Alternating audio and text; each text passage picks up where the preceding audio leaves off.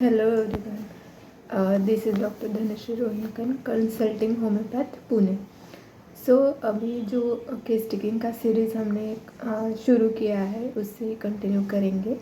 So case taking में जो preliminary data होता है जिसमें name, age, sex, occupation of patient रहता है, एड्रेस रहता है. तो ये क्यों इम्पोर्टेंट है? नेम जैसे हम कम्युनिकेशन के लिए चाहिए, और जैसे कोई कोई फैमिली में जो रहता है कि मीन्स इंटरकास्ट मैरिज रहता है, तो इससे भी मीन्स नेम से भी समझ में आता है कि अगर कोई ऐसा इशू है या फिर फैमिली में कोई प्रॉब्लम है तो आगे जाके हम उसके बारे में भी पूछ सकते हैं.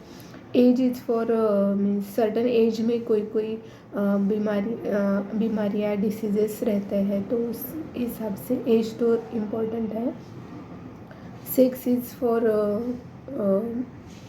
मेल और female, and in foreign countries there are also the things these are happening that they can change their sex with surgery.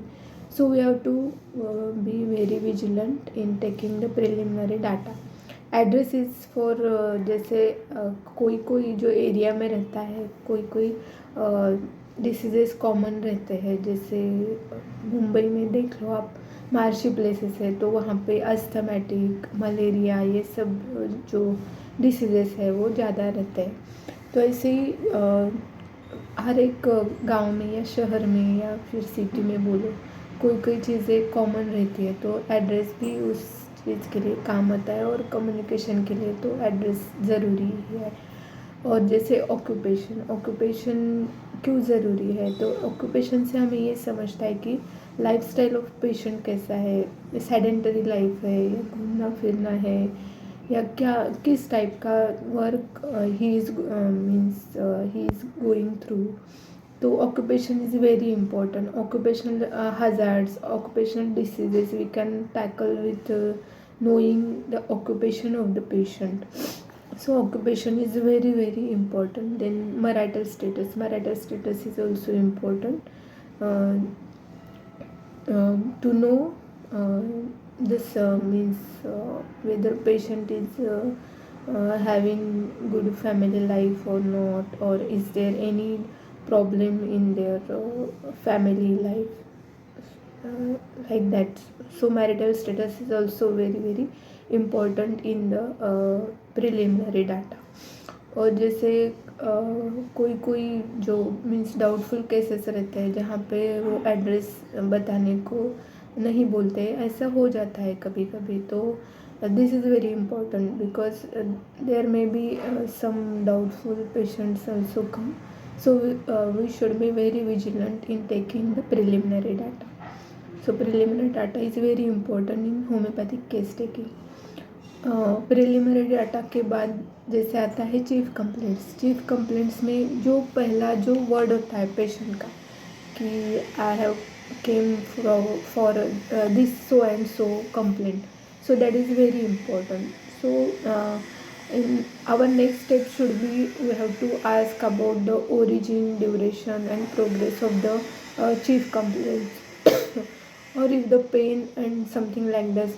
So we have to ask the patient about the location, sensation, modalities, कब जाता है ज़्यादा होता है, कब कम हो जाता है, क्या करने से कम होता है, क्या करने से बढ़ता है, और उसके मेन कंप्लेंट के साथ अगर कोई और सिम्टम्स है जिसे हम कॉन्कोमिटेंट सिम्टम्स बोलते हैं, तो ये भी ज़रूरी है पूछना. और कॉन्कोमिटेंट सिम्टम्स का भी लोकेशन, सेंसेशन, मोडालिटीज़ ये भी ज़रूरी है. तो ये हुआ चीफ कंप्लेंट्स. उसके बाद आता है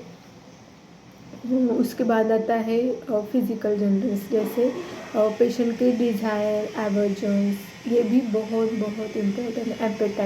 एपेटाइट क्यों इम्पॉर्टेंट है? क्योंकि कोई कोई पेशेंट में with disease there are no any issues with appetite, और कोई कोई पेशेंट में थोड़ा भी कुछ हेल्थ में इशू हो जाए तो उनका एक तो एपेटाइट बढ़ता है या कम हो जाता है. तो this is very important to know about appetite. तो इससे इंडिविजुअलाइजेशन करने में भी आसानी हो जाती है, इसीलिए appetite is important. Thirst is very important. Thirst से हमें पता चलता है कि मीन्स, और थर्स्ट का उनका कंसेप्ट क्या है। जैसे कोई कोई पेशेंट बताया हम बहुत ज़्यादा पानी पीते हैं, तो उनको क्वांटिटी में पूछना चाहिए कि exactly what how much quantity you take in a day to day basis. So this is very important.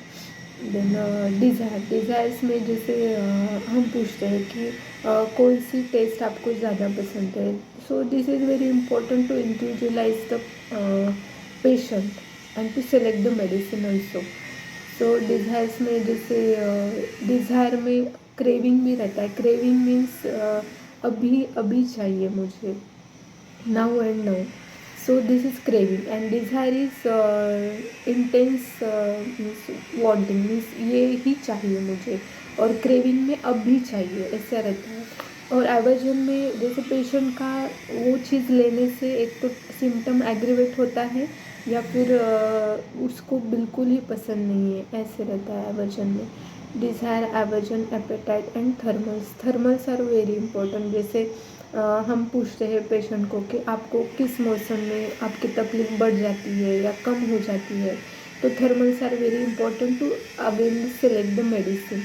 But in case of thermals we should be very specific.